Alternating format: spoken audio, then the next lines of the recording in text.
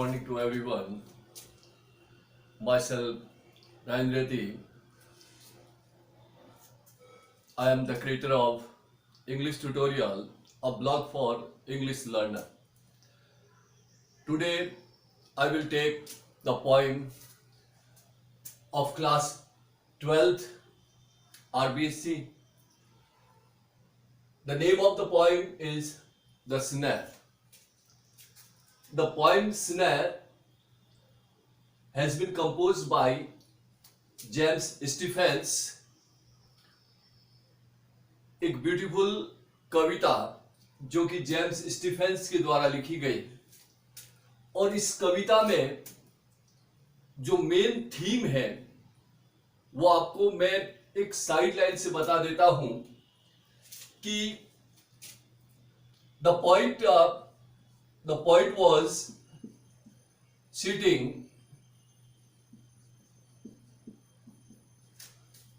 at his home and he was thinking about wildlife, and he was thinking about wildlife. An idea got struck in his mind. उसके दिमाग में एक विचार आया, अचानक एक आइडिया आया, दिमाग में एक विचार आया कि वाइल्ड लाइफ के बारे में कुछ लिखना है. एक यूनिवर्सल अपील करने की कोशिश की, एक यूनिवर्सल अपील करने की कोशिश की कि we should not set snare, we should not set snare, हमें जाल नहीं बिछाना चाहिए. We should not kill and hunt wild animal for sports, और हमें किसी भी जानवर को, पक्षी को नहीं मारना चाहिए अपने स्पोर्ट्स खेल के लिए. We should preserve the wild life. तो ये इस प्रकार की एक आइडिया इसके दिमाग में आया. कवि के दिमाग में एक आइडिया आता है और इस आइडिया के बिहाफ पर वह एक पोएम को कंपोज करता है. द स्नेयर पोएम स्नेयर है जिसका rhyme scheme AB rhyme scheme है इसका, और फर्स्ट 3 स्टेंजाज, पहले 3 स्टेंजाज जो है are written in iambic tetrameter, जो कि आयम्बिक टेट्रामीटर में है. Iambic tetrameter, iambic in Hindi में अगर देखा जाए लघु और गुरु, लघु और दीर्घ जो मात्राएं होती है, और टेट्रामीटर मीन्स चतुष्पदी है, 4 पद की कविता है. और इस कविता को मेनली ध्यान रखने वाली बात है कि एबी राइम स्कीम है और आयम्बिक टेट्रामीटर में लिखी हुई है. तो ये पोएम यूनिवर्सल अपील करती है हमारे सामने, और अब सीन क्रिएट करता है. पॉइंट खुद बैठा है अपने घर पर, he is sitting at his home, और एक सीन क्रिएट करता है फॉरेस्ट का, एक जंगल का सीन क्रिएट करता है. और इस जंगल में rabbit is trapped in the cage और स्नैर, व्हाटएवर, स्नैर कह दो, जाल कह दो. जाल में एक रैबिट फंस जाता है. रैबिट एक जाल में फंस जाता है और वो चीखता है, चिल्लाता है. पॉइंट उसे ढूंढने की कोशिश करता है. He hears only voice of rabbit, but he is unable to find out where the cries, कहां से आवाज, चीखने की, चिल्लाने की, पेनफुल क्राइज आ रही है. तो इसी सीन को हम लेते हैं आगे कि poem depicts a rabbit in snare. Poem बताती हमें एक स्नैर है, स्नैर में रैबिट फंस जाता है, क्राइंग आउट फॉर, चीखता है, चिल्लाता है, और पेन, दर्द से. The point can recognize the voice of the rabbit. Point केवल मात्र उसकी आवाज को रिकॉग्नाइज कर सकता है, लेकिन विथ हिज पॉ, कि उसका एक पंजा किसी जाल में फंसा हुआ है. Into the snare he depict the situation of rabbit. और उस रैबिट की सीन को, उसकी सिचुएशन को हमारे सामने प्रस्तुत करता है एंड सिंपैथेटिक का एटीट्यूड रखता है कि हमें एक सद्भावना वाला एक आचरण वाइल्ड एनिमल्स के प्रति रखना चाहिए। ये एक मेन चीज है इस पॉइंट की। अब बात आती है कि कवि जो इस यूनिवर्सल अपील को हमारे सामने प्रस्तुत करता है उसमें मेजरली जो डिफाइन करने की कोशिश करता है, रैबिट को लिया। रैबिट बड़ा इनोसेंट एक जानवर है जिसका चेहरा बहुत मासूम है। जैसे ही वह चीखता है, चिल्लाता, दर्द उसके चेहरे पर आ जाता है और इस दर्द से पूरा ही एटमॉस्फियर टोटल ही फ्राइटन्ड, भयभीत हो जाता है और लास्ट में ओ लिटिल करके उसको एक पर्सनिफिकेशन में डाल देता है, एक और बच्चे की तरह उसको ट्रीट करने लगता है।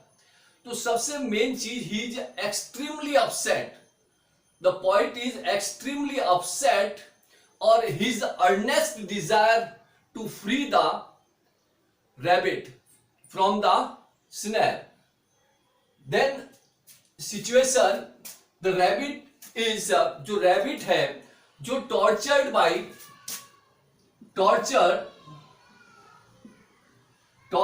बाय अ पर्सन, किसी व्यक्ति के द्वारा ये प्रताड़ित किया जा रहा है रैबिट को, और इस रैबिट को प्रताड़ित किया जा रहा है स्नैर में है, और स्नैर में वो, इसके बाद एक चीज और आपको मैं बता दूं कि पॉइंट जो अपनी पोइम में हर लास्ट लाइन को रिपीट करता है, जब वो रिपीट करता है और उसका रिपीट का जो मेन ऑब्जेक्ट जो होता है कि वो रिपीट करता है to express the pain of rabbit, to express the pain of rabbit के उस दर्द को अभिव्यक्त करने के लिए, वापस फोकस डालने के लिए ही रिपीट द लाइन। और नीड टू ह्यूमन सेंसिटिविटी, और नीड करता है, नीड टू ह्यूमन फोकस, कि मानव का फोकस उस पर पड़े कि वास्तव में इसके दर्द को कितना, इसलिए रिपीट करता है, वो हर लाइन को रिपीट करता है। बट सबसे इंपॉर्टेंट चीज है, he is unable to locate the rabbit, कि वो उस रैबिट के उस स्थान को अयोग्य हो जाता है उसे लोकेट करने में कि कहां है, कहां पर इसको स्नेर में फंसा हुआ है, क्योंकि he wants to free the rabbit, वो रैबिट को मुक्त करना चाहता है। एक पैथेटिक कंडीशन में, एक बड़ी करुणाजनक कंडीशन में, पैथेटिक कंडीशन में रैबिट को शो करता है और उसकी क्राई से फ्राइटन्ड हो जाता है, पूरा एटमॉस्फेयर फ्राइटन्ड हो जाता है, भयभीत हो जाता है। इन शॉर्ट अगर हम कहें इस पॉइंट को, अगर अपन इन शॉर्ट अगर आपको दिमाग में डालना है, बिल्कुल ही easy going, it is a pathetic condition poem जो शो करती है, it shows the pathetic condition of rabbit. अब मेन चीज आती है, poet hears the voice of or cry of rabbit. Poet hears the cry of rabbit, he becomes restless. और जैसे ही वो सुनता है वो बिल्कुल बेचैन हो जाता, he wanders place to place, एक स्थान से दूसरे स्थान पर भटकता है ढूंढने के लिए, फाइंड आउट करने के लिए कि रैबिट कहाँ है। But he is unable to find out the place, लेकिन वो उस स्थान को नहीं ढूंढ पाता है where the cries are coming, के आवाज चीखने की, चिल्लाने की कहां से आ रही है। तो अब मेन चीज आती है कि इनडायरेक्ट कमेंट की बात आती है। इनडायरेक्ट कमेंट है यूनिवर्सल, जिसे यूनिवर्सल अपील कहते हैं। यूनिवर्सल अपील करता है कि we should not set snare, we should not kill wild animal and hunt, we should prevent, conserve the wild animal, birds, whatever. अब हम इसकी पोएम की कुछ लाइंस को मैं आपके सामने पढ़कर अभिव्यक्त करता हूं, सुनाता हूं, शायद आपको समझ में आएगी। कवि कहता है, I hears a sudden cry of pain. मैं सुनता हूं अचानक एक चीखने चिल्लाने की दर्द भरी आवाज सुनता हूं। There is a rabbit in a snare. ऐसा लगता है कि एक कोई रैबिट है जो जाल में फंस गया है। Now I hear the cry again. फिर कहता है कि अब पुनः वापस चीखने की चिल्लाने की दर्द की आवाज आती है। But I can't tell from where. मैं ये नहीं बता सकता कि ये आवाज कहां से आती है। फिर रिपीट करता उसी लाइन को, but I can't tell from where. लेकिन मैं ये नहीं बता सकता कि आवाज कहां से आती है। फोकस डाल रहा है उसके पेन के ऊपर, to express the pain of rabbit he is calling out for it.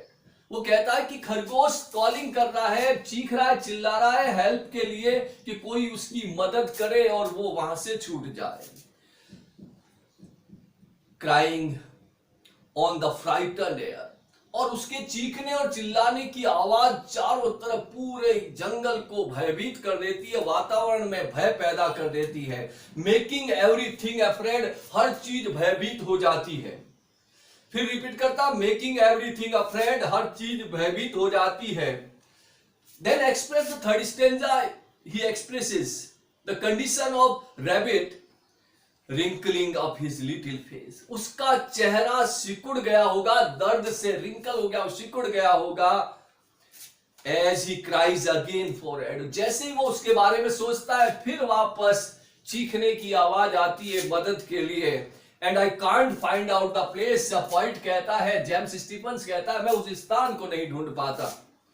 And I can't find the place, repeat कर रहा है, वेयर हिज पा इन द स्नेयर, कि उसका पंजा कहां पर है उस स्नेयर में, उस जाल में।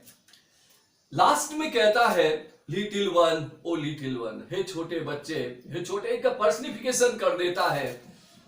I am searching everywhere. मैं तुझे हर जगह ढूंढ रहा हूं, लेकिन तू मुझे नहीं मिल रहा है। मैं तेरी मदद करना चाहता हूं, लेकिन मैं मदद नहीं कर पा रहा हूं। तो once again repeat that. The poem Snare. The poem depicts the rabbit in snare crying out of pain. The poet can recognize the voice of rabbit with his paw into the snare. He depicts the situation of rabbit and sympathetic attitude. ये poem का theme है। And अगर हम poem की summarize को देखें तो poet hears the cry of rabbit and he becomes restless. He wanders place to place, but unable to find out the place where the cries are coming. ये हमारी poem का और मेनली यूनिवर्सल अपील है।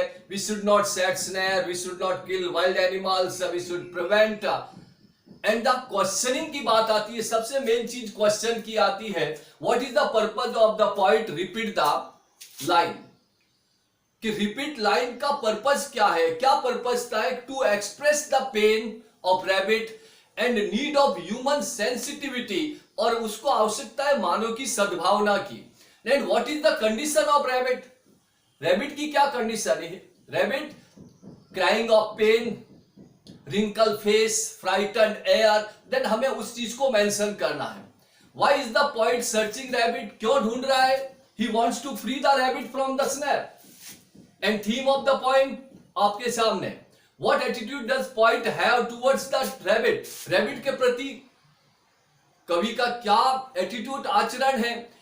क्योंकि जैसे ही वो सुनता है, when as he hears the cry, he extremely upset and restless to hear the painful cries. It has been made atmosphere fearful. And last में क्या कहता है कि हमें सिंपैथी रखनी चाहिए टुवर्ड्स द वाइल्ड एनिमल। तो ये थी हमारी poem the snare. I hope आपको समझ में आई होगी। Thank you.